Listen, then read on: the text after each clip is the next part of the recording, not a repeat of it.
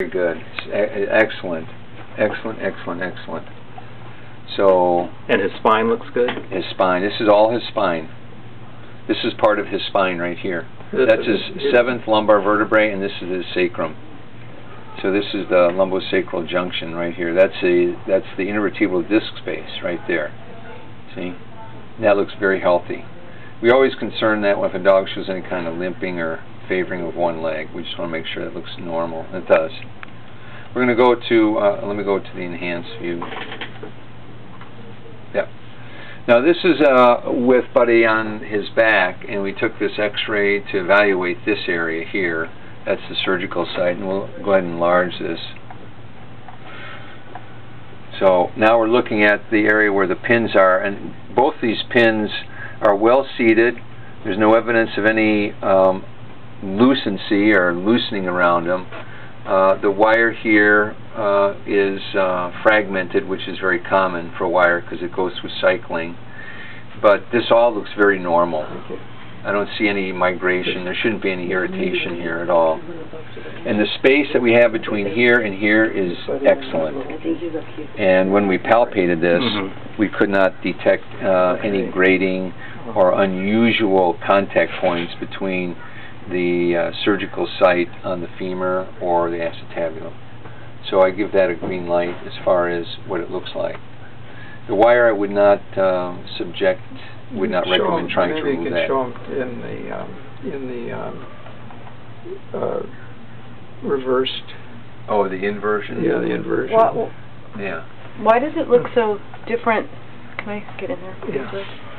Like this thing looks solid and this looks see-through. Oh, there was a fraction. Oh, this here?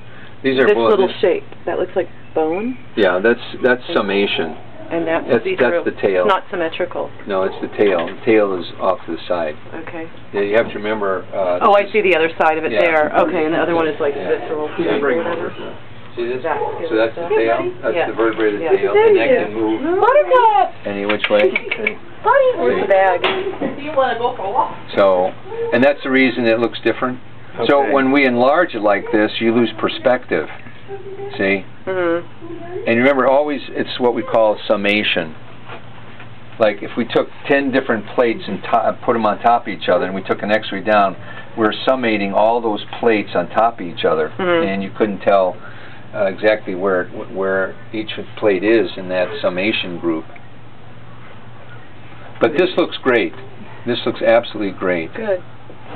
The other side. Now the other side, you know, he has quite a bit of arthritis on his opposite leg up here. This is a lot of we call bone remodeling, and normally this should be nice and a nice smooth arching neck and then a nice round smooth femoral head, but this is flattened and there's a lot of secondary thickening here, which has pretty much stabilized the hip in its position now, which is a good thing, but that's what the body does in order to manage hip dysplasia.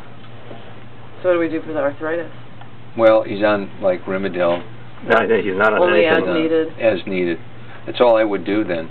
I wouldn't. And supplement. Because we looked at his old x-rays, and there's actually some more proliferation of bone so it's got along more the posterior aspect of that acetabulum.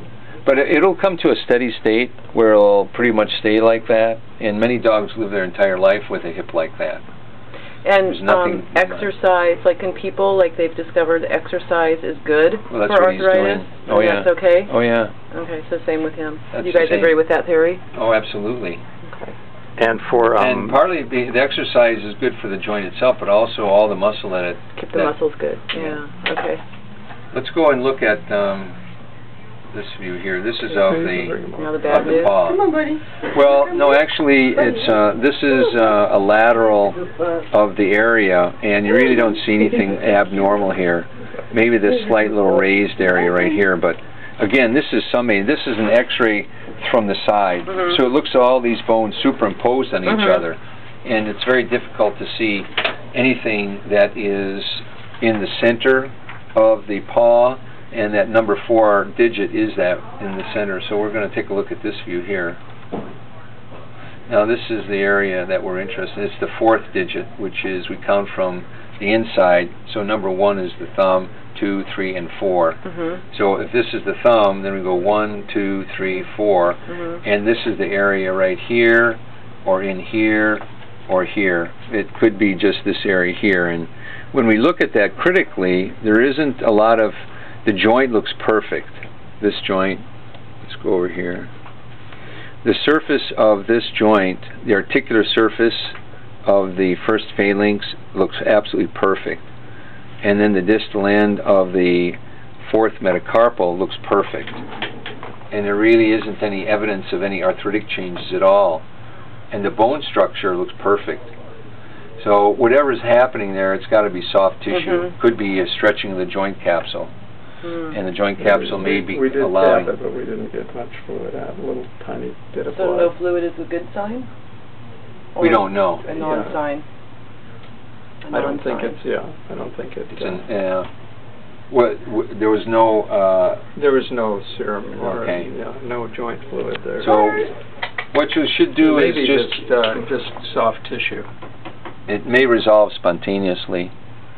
But maybe just go easy on them and stuff. And you just want to watch it, It changes, you know, some days it's bigger and more dense. There it is. Eventually I think it's going to get smaller. But then looking at all the rest of the joints in that paw, they look quite healthy. I don't see any abnormalities at all. These little hooks here, those are the claws. That's where the nail fits, the actual nail. This is the bone inside the nail. And on the outside, that's the actual keratin nail. But it fits right in here. This is where the cells, the germinal cells for the nail is, right in here. So the paw looks great. I mean, and so I was talking to Dr. Moraine about, you know, the trembling, and it could be weakness for a moment in time, or it could be from, now I want to say overuse, but it's possible. Like fatigue. Yeah, fatigue. Those are all good terms that can be applied.